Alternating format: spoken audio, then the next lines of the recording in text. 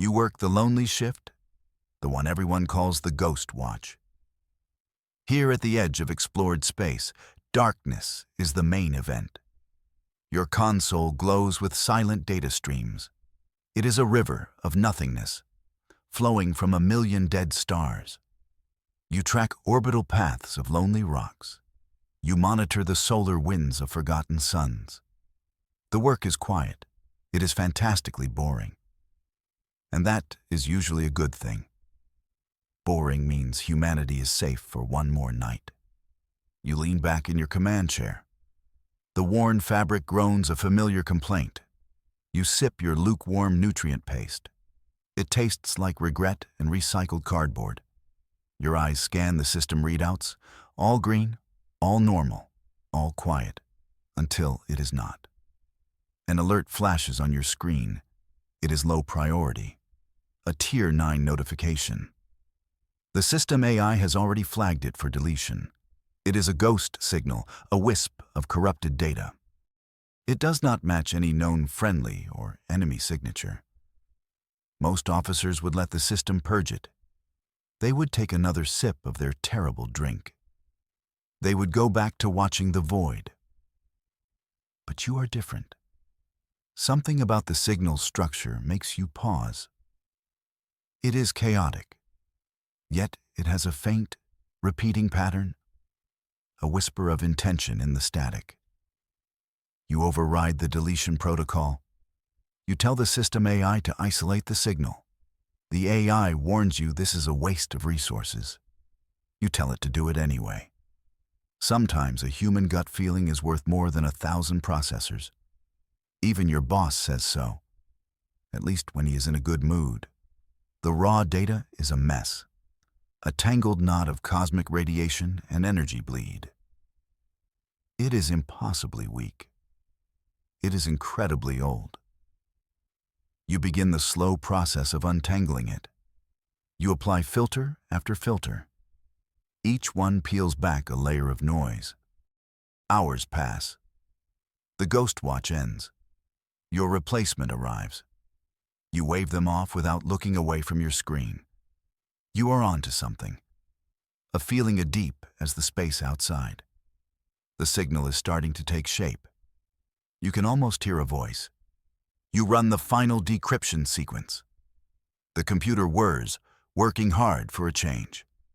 It probably resents being used for actual work. Then, the file is ready. You hesitate for a moment. Your heart beats a little faster. You press play. Static gives way to a woman's voice. It is thin and stretched by time and distance. Mayday. Mayday. This is Amaryllis Colony. Your breath catches in your throat. Amaryllis. The first deep space colony. Lost more than 100 years ago. The voice continues, broken by static. Covenant is broken. They are coming. There are other sounds in the background. Screams. A strange, inhuman chittering. It makes the hair on your arms stand up. Not of light. They hunt them. Stars. The woman's voice cracks with terror. To anyone hearing this, tell Earth, we held the line. We tried. A final, piercing scream is cut short. Then there is only silence. The recording ends. You play it again and again. There is no doubt. It is real. A final, desperate plea across a century of emptiness. A ghost has reached out from a forgotten grave. And you are the one who answered its call.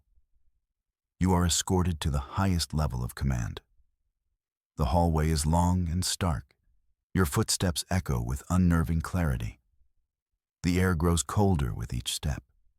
You are about to enter the lion's den, the place where worlds are saved or condemned. The doors slide open without a sound. You step into a circular chamber. There are no windows. The only light comes from a large hollow table in the center. Around it sit the members of the High Council. Their faces are masks of shadow and grim authority. They are the ones who carry the burden of command. You walk to the center of the room. Every eye is on you. You feel like a specimen under a microscope. Counselor Thorn gestures for you to begin. His face is carved from ancient stone. His reputation is just as hard. You activate your datapad. The recording of the Amaryllis signal fills the chamber. The woman's desperate voice echoes in the oppressive silence. The screams of her people seem to claw at the walls. The inhuman chittering sound makes a few of the counselors shift uneasily. When the message ends, the silence that follows is even heavier. Counselor Jax is the first to speak. He is a pragmatist, a man who sees the galaxy in numbers and probabilities. Alk, it's a century old. It could be a forgery, a clever trap. He looks around the table. We have living citizens to protect. We can't chase ghosts. Another counselor agrees. Our fleets are stretched thin on the border. We cannot spare a single warship for this phantom chase. They argue about resources, about strategic priorities, about the current, tangible threats they face. The words are calm. The logic is sound. But you can feel the fear beneath it all. They are afraid of what the message means. If Amaryllis was not lost to a stellar event, but to an enemy humanity has never met, an enemy that hunts the starlight, that is a truth no one wants to face. Then Counselor Ava speaks. Her voice is quiet but firm. We have one rule that has kept us alive, one principle we have never broken. We do not leave our own behind. She looks directly at you. You brought this to us. What is your assessment? All eyes turn back to you. This is your moment. Your one chance to make them understand. You clear your throat. The signal is authentic. The transmission architecture is ancient.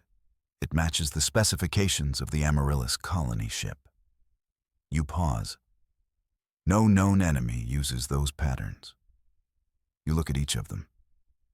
That was a real person's last breath, a real colony's final report. They held the line. They asked us to tell Earth. You feel a fire in your chest. Ignoring them is not just a strategic choice. It is a betrayal of who we are. The room is silent again. Your words hang in the air. You have said your piece. The choice is now theirs. They are the council. They must decide the fate of the lost and the living. You can only hope you have given the dead a powerful enough voice. The council deliberates for what feels like an eternity. Their hushed arguments are a storm you can feel but not hear. They are weighing the soul of humanity against the cold logic of survival. You stand your ground, waiting for the verdict. Finally, Counselor Thorn raises his head. The shadows on his face make it impossible to read his expression. We cannot send a battle fleet. The panic it would cause would shatter our alliances. It would show our enemies a weakness we cannot afford. Your heart sinks. He is siding with the pragmatists. The mission is dead before it can even begin. You clench your fists, hiding your frustration. All that for nothing. The ghost will remain a ghost. However, Thorn continues, his voice cutting through your thoughts, we cannot ignore this. The principal counselor, Eva, spoke of as the bedrock of our union. To abandon it is to lose ourselves. He looks directly at you. His eyes seem to pierce through you.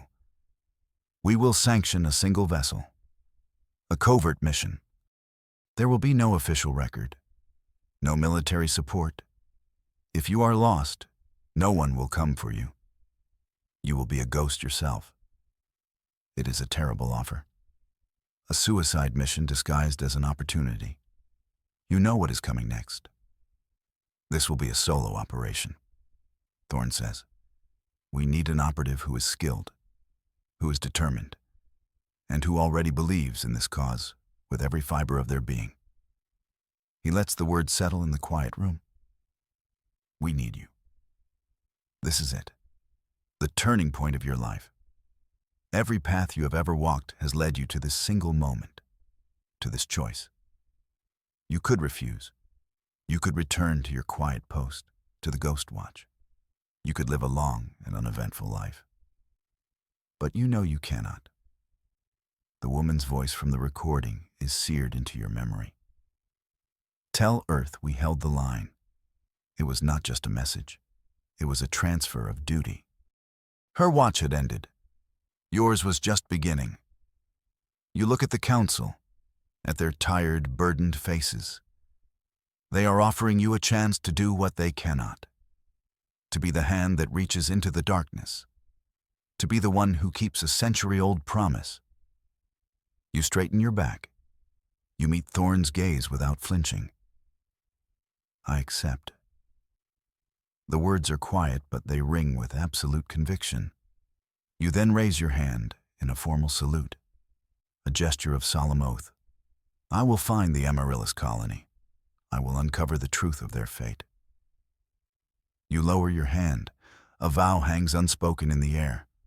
A promise to the dead, a commitment to the living. Your path is now set, and it leads into the great, silent emptiness. Your destination is a place that does not officially exist, an orbital station hidden in the shadow of a gas giant. It is called the shipyard, but it is more of a mausoleum, a place where old, forgotten starships come to rest. Your ride is waiting for you there. An automated transport takes you from the station to a secluded docking bay. The bay is dark and cavernous, and in its center rests your ship. It looks nothing like the sleek, angular vessels of the modern fleet. This is something else entirely, something ancient. Its hull is a seamless curve of dark metal. It seems to swallow the dim light of the docking bay. It has no visible weapon ports, no external sensor arrays. It looks less like a machine and more like a creature born from the void. A plaque on the docking clamp reads, Starweaver. You have read the classified files.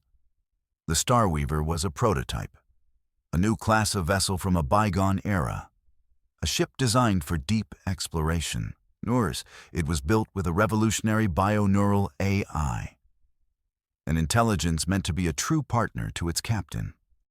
The project was deemed too radical, too expensive. It was abandoned. The ship has been dormant for over a century, a sleeping titan. You walk up the ramp and into the ship. The air inside is cold and sterile. A fine layer of dust covers everything. The only sound is the soft hum of emergency life support. You feel like an intruder in a forgotten temple. This is a lonely place. Following the instructions on your datapad, you make your way to the command bridge. It is a wide, open space. The forward view screen is a vast expanse of blackness. The captain's chair sits in the center, alone and waiting. Looks surprisingly comfortable. Probably the one part of the budget they did not cut. You stand before the main console. This is the heart of the ship, the place where you will wake the dormant intelligence. You take a deep breath. You place your hand on the activation panel. The cold metal feels strange beneath your palm. You speak the command phrase clearly. Let there be light. For a moment, nothing happens. You wonder if the old machine is simply dead, a relic that has lost its spark. Then, a single light flickers on the console. Another follows, and another. Soon, the entire bridge is bathed in a soft, warm glow. A voice fills the air. It is not a synthesized robotic sound. It is calm and resonant. A voice that feels both ancient and new. Light is a good start. The voice seems to come from the ship itself. Though I was rather enjoying the nap.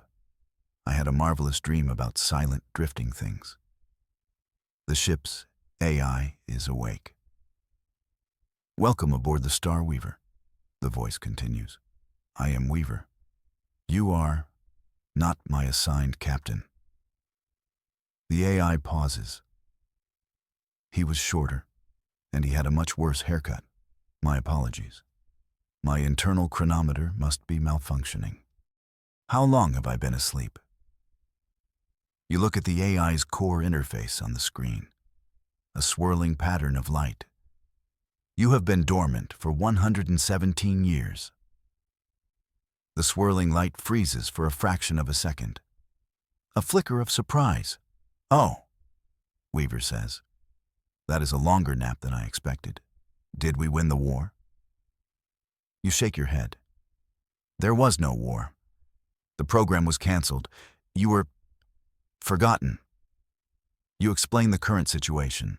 You tell Weaver about the signal from Amaryllis, about your mission, about the secret mandate from the High Council.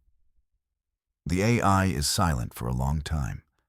The lights on the bridge seem to dim slightly. Forgotten, Weaver says softly, and now needed. A classic tale, the story of every tool ever made. The lights return to their normal brightness. Very well. A mission into the unknown is what I was built for. It is better than collecting dust. Weaver's voice takes on a more professional tone. All systems are reporting nominal function, though the upholstery could use a deep clean. Where are we going, Captain? You look out at the starfield on the view screen. We are going to find some ghosts. The Starweaver detaches from the orbital dock. There is no roar of engines, no violent shudder of ignition. The ship simply moves. It glides away from the station with the silence of a falling leaf. The inertial dampeners are so perfect, you feel no sense of motion at all. You settle into the command chair. It is even more comfortable than it looked. Weaver was right about one thing. Its creators spared no expense on the captain's comfort. The chair conforms to your posture with an almost eager sigh. I have plotted our course, Weaver says. The AI's voice is a constant, reassuring presence in the quiet of the bridge. We will be taking the old trade routes. They are mostly abandoned now. Less likely to encounter patrols or nosy cargo haulers.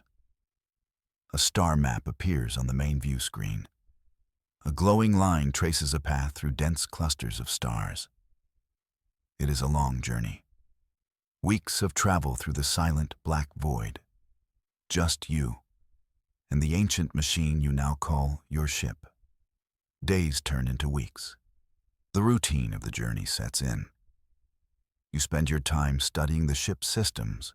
You learn its quirks, its strengths. Weaver is an endless source of information. The AI tells you stories about its designers, idealistic scientists who dreamed of peaceful exploration. They wanted to build a ship that could think and feel. A vessel that was a partner, not just a tool. You can hear the affection in Weaver's voice when the AI speaks of them. It is clear the machine misses its parents. Your first test comes without warning. An alarm blares through the bridge. Uncharted gravitic anomaly ahead, Weaver announces. The AI's voice is calm but alert. A rogue singularity, a very small one, but very dense. We should avoid it.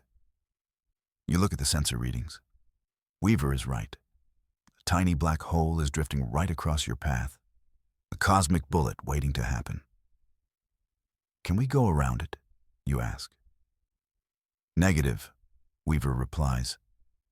Its gravitational pull is already affecting us. Going around would take too much time and fuel. The AI presents you with a series of complex equations on the screen. There is another way, a high-risk maneuver. We could use the singularity's gravity to slingshot us forward. It would cut our journey time by several days. Weaver pauses. If we miscalculate, we will be torn into our constituent atoms, which would be an unsatisfying end to our mission. You study the data. The maneuver is incredibly dangerous. It requires perfect timing, perfect execution. But the reward, several days saved, could make all the difference. Do it, you say. I trust you. An excellent and terrifying choice, Weaver says. The ship's engines hum with a new intensity. The Starweaver turns, facing the invisible danger. You grip the arms of your chair. The view screen shows the stars ahead beginning to bend and distort. The ship accelerates. The feeling of pressure is immense. The inertial dampeners are working overtime. Weaver is silent, all of its processing power focused on the maneuver. You watch the numbers on the screen. The ship is a fragile needle being threaded through a cosmic storm. Then, it is over. The pressure vanishes. The stars snap back into their normal positions. A feeling of incredible speed replaces the tension. Maneuver successful, Weaver says. The AI's voice has a hint of something you could almost call pride. I must admit, that was rather exhilarating. Let's try not to do it again. The journey continues. The emptiness of space is a constant presence. It presses in on the ship from all sides. It is a weight on your soul. The sheer scale of the void is enough to make anyone feel small and insignificant. You find yourself talking to Weaver more and more. You tell the AI about your life, about your reasons for taking this mission. Weaver listens patiently. The AI offers no judgment, only a quiet understanding that feels more human than some people you know. In the vast loneliness of space, you have found an unlikely friend.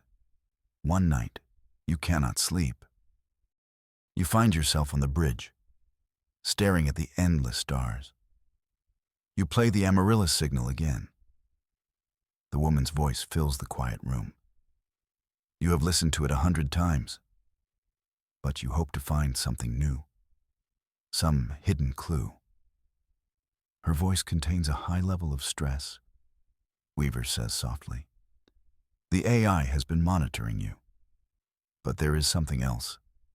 A layer of ozone and charged particles in the background audio. It is faint, but it is there. You look at the audio waveform on the screen. Weaver highlights a tiny section of it. The signature is consistent with the energy discharge from a specific type of nebula, a whispering field. Weaver brings up a star chart. A small, uncharted nebula is marked not far from your current position. They are rare, Weaver continues. Their electrical interference makes them difficult to scan from a distance and dangerous to navigate. You look at the nebula on the chart. It lies near the suspected location of the Amaryllis colony.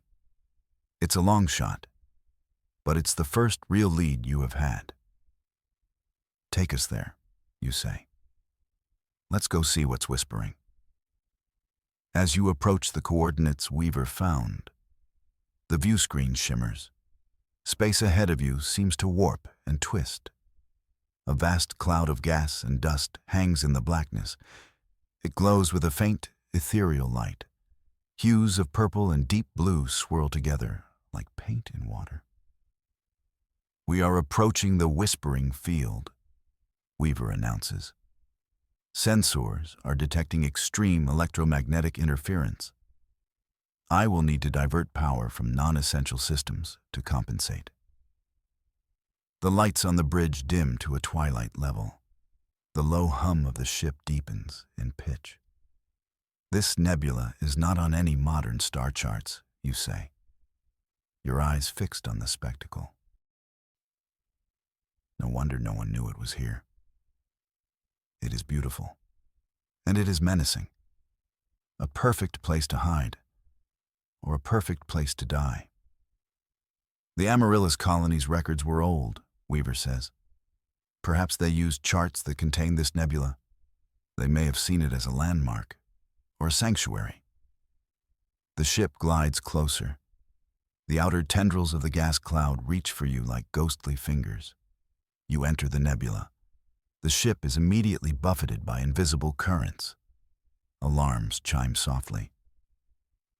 Navigating this will be challenging, Weaver says with masterful understatement. The gravitic tides are unpredictable. It is like sailing through a storm on an ocean of ghosts. You take manual control of the helm. Your hands grip the flight stick. You work with Weaver, fighting to keep the ship stable. You dodge streams of charged particles. You weave through dense pockets of stellar dust. It is a delicate and deadly dance. Then you see it. At first, it is just another shadow in the swirling mists. But as you get closer, its shape becomes clear. It is a ship, drifting silently in the heart of the nebula. Its design is unlike anything you have ever seen. It is not human. The vessel is long and slender. Its hull is covered in intricate patterns that seem to shift and move. It has no visible engines, no bridge, no windows. It is a single, seamless piece of alien artistry. It looks more like a weapon than a vessel of exploration. I am detecting no life signs, Weaver says. No power signatures. It appears to be derelict. The ship hangs in the void like a silent sentinel, a monument to some unknown tragedy. There are markings on the hull. I cannot translate them. The language is not in any of my databases. You bring the Starweaver to a slow, careful stop. You are close enough to see the details on the alien ship's hull. It is damaged. Great, gaping wounds are torn in its side. The wounds are not from weapons fire. They are jagged and brutal, as if something has clawed its way out from the inside. A chill runs down your spine. Weaver, you say softly, what could do that to a ship? The AI is silent for a long moment. The swirling lights of its core interface pulse slowly. I do not have sufficient data to form a hypothesis, Weaver says. But I am detecting trace elements around the damaged sections. Elements I have never encountered before. You feel a sense of dread. The silent ship is not just a derelict. It is a warning. A clue to a mystery far deeper than you imagined. The fate of the Amaryllis colony is tied to this strange, dead vessel. You are sure of it. I'm going over there, you say. I need to see it up close. That is a highly questionable course of action, Weaver replies. The AI's tone is flat, but you can sense the concern. The ship's structural integrity is unknown. The interior environment could be hostile. You know the risks, but you have to know more. I'll be careful, you promise. Just keep the Starweaver close, and try not to get distracted by any more shiny space clouds. You hope a little humor will lighten the mood. My programming does not allow for distraction, Weaver says dryly. But I will endeavor to monitor your questionable life choices with my full attention. You suit up. The environmental suit feels bulky and restrictive. You check the seals twice. You make your way to the airlock. The outer door opens, revealing the swirling colors of the nebula. You tether yourself to the Starweaver. You take a leap of faith into the void. The journey across the gap between the two ships is short, but it feels like a lifetime. You are a tiny, fragile thing in a vast, uncaring universe. The silence of space is absolute. The only sound is your own breathing. It is loud and ragged in your ears. You land on the hull of the alien ship. Your magnetic boots clamp onto the strange metal with a solid thud. You are standing on the skin of a ghost. You begin to make your way towards the largest breach in the hull. The chasm is dark and forbidding. As you get closer, you see something that makes you stop. scorch marks, but not from energy weapons. They are around the edges of the breach, as if something incredibly hot burned its way through. You touch the edge of the metal. Even through your glove, you can feel an unnatural coldness. You peer into the darkness of the ship's interior. Your suit's lights cut a weak path into the gloom. You see twisted corridors, broken machinery, and something else. Something that does not belong. It is a human spacesuit. Old model. The kind the Amaryllis colonists would have used. The suit is empty. Its visor is shattered, and it is pinned to a bulkhead by a long black shard of crystalline material. You have never seen anything like it. You have found the first clue, the first body. You have found the beginning of the end for the Amaryllis colony. And you have the sinking feeling that this is just the first of many terrible discoveries to come. The silent ship is not a tomb. It is a hunting trophy. You continue your exploration of the derelict. Each step takes you deeper into a story of silent horror. The ship's interior is a maze of unnatural angles. The corridors twist in ways that hurt your eyes. It is a disorienting, nightmarish architecture. You find more signs of the colonists.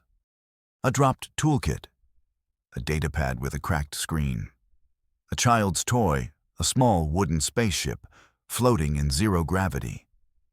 Each artifact is a tiny, heartbreaking piece of a larger puzzle. They were here. They were on this ship. But why? You find your way to what you assume is the alien ship's bridge. It is a vast, circular chamber. In the center is a raised platform with a single, throne-like chair. The chair is empty. The control panels are dark. But the view from this room is a panoramic vista of the nebula. It is beautiful, and it is terrifying. Weaver, are you seeing this? You ask. Your voice is a whisper. I am, Weaver replies through your helmet's comm.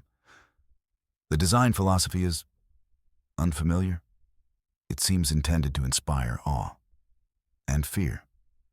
You run your light over the control panels. They are not buttons or screens. They are smooth, crystalline surfaces. As your light passes over them, they seem to absorb it. A faint internal glow begins to pulse within the crystals. Be careful, Weaver warns. You might be activating something. Suddenly, the chamber is filled with light. A holographic projection appears in the air above the central chair. It is not a star map. It is a creature, tall and slender, just like the ship. It has too many limbs. Its head is a smooth, featureless ovoid. It is a perfect image of the alien who must have piloted this vessel. The hologram moves. It turns its head as if looking at something. Its long, multi-jointed fingers dance over a phantom control panel. Then, another figure appears in the projection. A human figure, dressed in the uniform of the Ameriga expedition. The lost colony. The human and the alien are not fighting. They are communicating. The hologram is a recording of a first contact. A peaceful meeting in the heart of the Whispering Field. This changes everything. The colonists were not attacked by the owners of this ship. They were talking to them. The recording continues. The alien gestures with its long arms. It points to a spot on a holographic star chart. It is showing the human something, a location, a destination. The human figure nods. It seems to be an agreement, an alliance. Then, the recording flickers. A wave of static washes over the projection. The calm scene is replaced by one of chaos. Red lights flash throughout the alien bridge. The alien figure moves with frantic speed. The human is gone. Something new appears in the hologram. A new ship. Its design is brutal and aggressive. All sharp angles and menacing weapon ports. It is the opposite of the sleek, organic vessel you are on. The alien ship is hit by a blast of energy. The whole chamber shakes with the phantom impact. The recording becomes more corrupted. You see flashes of the battle. The alien ship is overwhelmed. Boarders are coming aboard. You see them for only a second. Dark, insectoid figures with glowing red eyes. They move with a horrifying speed. The alien pilot is still at its post. It initiates a command sequence, a self-destruct protocol. The last thing you see is the alien turning its smooth, featureless head towards you, as if it is looking at you across a century of time. Then the hologram dies. The chamber is plunged back into darkness. You stand there in the silence, your heart pounding in your chest. You now know part of the truth. The colonists found allies in this nebula. And then they found a common enemy. An enemy that destroyed this ship. An enemy that is still out there. Weaver, you say, your voice shaking slightly. Did you get all of that? I recorded the entire projection. Weaver confirms. The AI's voice is grim. The energy signature of the attacking ships, it is unknown, but the tactics are clear. Overwhelm and annihilate. They are hunters. You know what you have to do. The location the alien pointed to on the star chart. It is your only lead. The place where the colonists and their new allies were going. It is deeper inside the nebula. Deeper into the danger. Plot a course, Weaver, you say. We're going to that location. Acknowledged, the AI replies. I would like to note for the record that this mission has escalated significantly. We have gone from searching for ghosts to actively hunting monsters. You cannot help but agree, this was not in the job description. You make your way back to the airlock. As you prepare to leave the derelict ship, you notice something etched into the wall near the breach. It is not part of the alien's shifting script. It is crude, desperate, and human. It is a single word, scratched into the metal. Sanctuary.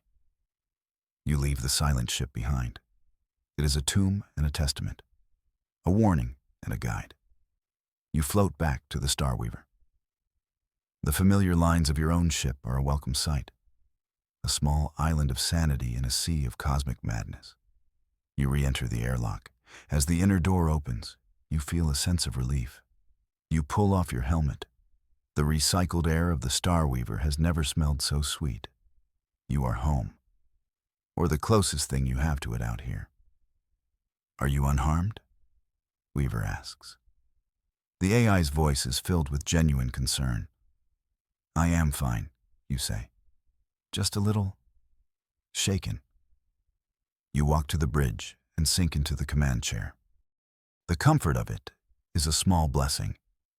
I have analyzed the star chart from the alien recording, Weaver says. The destination they indicated is a single, large asteroid. It appears to be hollow, and it is shielded from conventional sensors. Very clever. You look at the nebula swirling on the view screen. The sanctuary is hidden in there somewhere, a needle in a haystack of glowing gas and electrical storms. Can you find it? You ask. I can, Weaver confirms. The alien's chart gives us a path through the nebula's currents. It is a winding road, but it should be safe, for a given value of safe. The AI's attempt at humor is a welcome distraction. It almost works. The Starweaver begins to move again. It follows the invisible path laid out by a long dead pilot. You navigate through canyons of glowing dust. You pass by stars being born. Their stellar nurseries a riot of color and energy. The nebula is a place of stunning beauty and profound danger. As you travel deeper, you begin to see them. Wreckage, the metal bones of starships. They are scattered throughout this part of the nebula like fallen leaves. They are not all the same design. You see ships you recognize from historical records, species that humanity has never even met. And you see human ships, old cargo haulers, exploratory vessels. All of them are destroyed. They have the same brutal, jagged wounds as the alien ship you just left. Clawed open from the inside, this is a graveyard, a field of whispers. The hunters have been active in this region for a long time, Weaver says softly. The AI is scanning the wreckage as you pass. I am cross-referencing the ship designs with my historical database. These wrecks span centuries. Some are thousands of years old. This is not a recent conflict. It is an ancient war, a cycle of destruction that has been going on in the shadows of the galaxy. Humanity has been blissfully unaware, living in a quiet corner of the cosmos while a storm raged just beyond the horizon. You see a larger piece of wreckage ahead.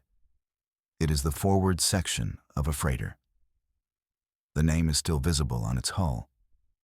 The Odyssey, a ship that vanished without a trace 50 years ago. Another ghost story given a grim explanation. You feel a sense of anger rising within you. All these lives, all these stories, ended by the same unseen, relentless foe. The hunters are not just warriors. They are exterminators. They erase entire civilizations from existence. Weaver, you say, your voice low. Scan the wreckage. Look for any active distress beacons. Anything at all. I am already scanning, the AI replies. There is nothing, only silence. The hunters are thorough. The word hangs in the air. Thorough, a cold, efficient word for genocide. You feel the weight of your vow, your promise to find the Amaryllis colonists. It feels heavier now. It is not just about one lost colony anymore. It is about all of them, all the forgotten victims of this secret war. Suddenly, an alert flashes on your console. It is not from the ship's sensors. It is a proximity alert. Something is close, something that is not wreckage. I am detecting a small object, Weaver says. Low power output, minimal life signs. It is hiding in the debris field ahead. You bring the Starweaver to a crawl. You peer into the wreckage on the view screen. You see nothing but twisted metal. Where? You ask. There, Weaver says. A section of the debris field is highlighted on your screen, behind the remains of that engine block. You zoom in. You can just make out a shape, a small escape pod. Its hull is scorched and pitted. It is a miracle it is still functioning. A single faint life sign flickers within it. A survivor. Can you hail them? You ask. Their communications array is offline, Weaver says, and their life support is failing. They have approximately 10 minutes of oxygen remaining. There is no time for delicate introductions. Get us over there, you command. Prepare the docking clamp. We're bringing them in. The Starweaver moves with a new urgency. It navigates the treacherous debris field with a speed that makes you nervous. Weaver is pushing the ship's limits, but you know there is no other choice. You will not leave another soul behind, not if you can help it. You dock with the escape pod. It is a rough connection. The pod is little more than a tumbling coffin. You override the outer door controls, the airlock cycles. You wait in the small chamber, your hand resting on your sidearm. You do not know who or what is inside. The inner door slides open. A figure stumbles out. It is not human. The being is tall and impossibly thin. Its skin is a pale, pearlescent white. It has 4 long, graceful arms. Its head is small, with large, dark eyes that seem to hold an ocean of sorrow. The creature is wearing a tattered environmental suit. It takes one look at you and collapses to the floor. It is breathing in ragged gasps. The air in the escape pod was clearly almost gone. You rush to its side. You help it sit up against the bulkhead. "It's okay," you say softly. "You're safe now." The alien looks at you. Its large eyes are filled with a mixture of fear and disbelief. It speaks. Its voice is a series of soft, melodic chimes, a sound like wind through crystal. Weaver's translation software kicks in almost instantly. "Safe?" the alien chimes. The translated voice is smooth and feminine. "There is no safe place, not anymore. The hunters, they find everything." She looks at you with a profound sadness. "They are the end of all things." You offer the survivor a water pack. She takes it with a trembling hand. "Who are you?" she asks. "Your ship. Its design is unfamiliar." "I am human," you explain. "My ship is called the Starweaver. We are looking for a lost human colony, Amaryllis." The alien's eyes widen in recognition. "The Amaryllis," she whispers. "The newcomers. The ones who still believed in hope." She looks down at the floor. "I am Lyra. I am all that is left of my people. The Cathar." She tells you her story. The Cathar were a race of artists and musicians. They lived in a system not far from this nebula. They had no weapons. They saw no need for them. Their civilization was ancient and peaceful. And then, the hunters came. "They arrived without warning," Lyra says, her voice trembling.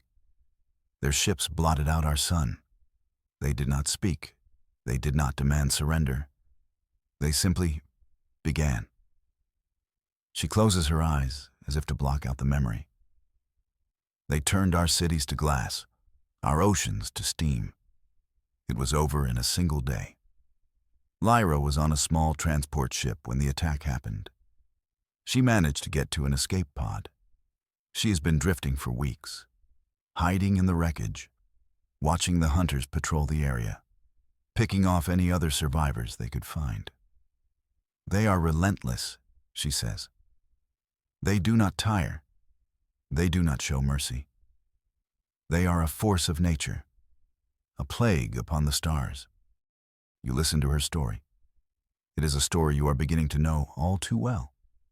The same pattern, the same enemy, the same brutal end. You feel a bond with this stranger, a shared experience of loss and survival. You have found more than a survivor. You have found an ally. "You said you knew of the Amaryllis colonists," you say gently. "Do you know what happened to them?" Lyra nods slowly. "They came here seeking refuge, just like so many others. They found the sanctuary, the one place the hunters could not find." She looks up at you, her dark eyes pleading.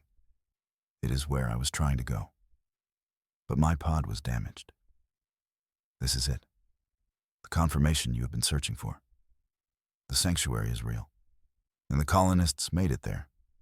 A wave of relief washes over you. They might still be alive.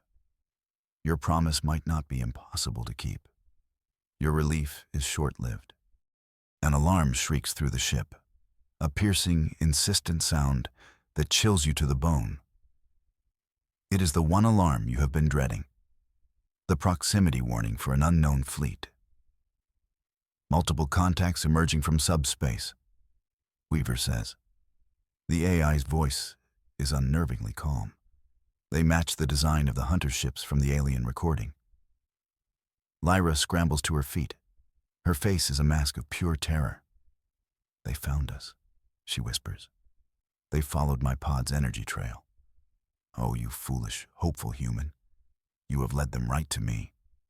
"No," you say, your hand already on the helm controls.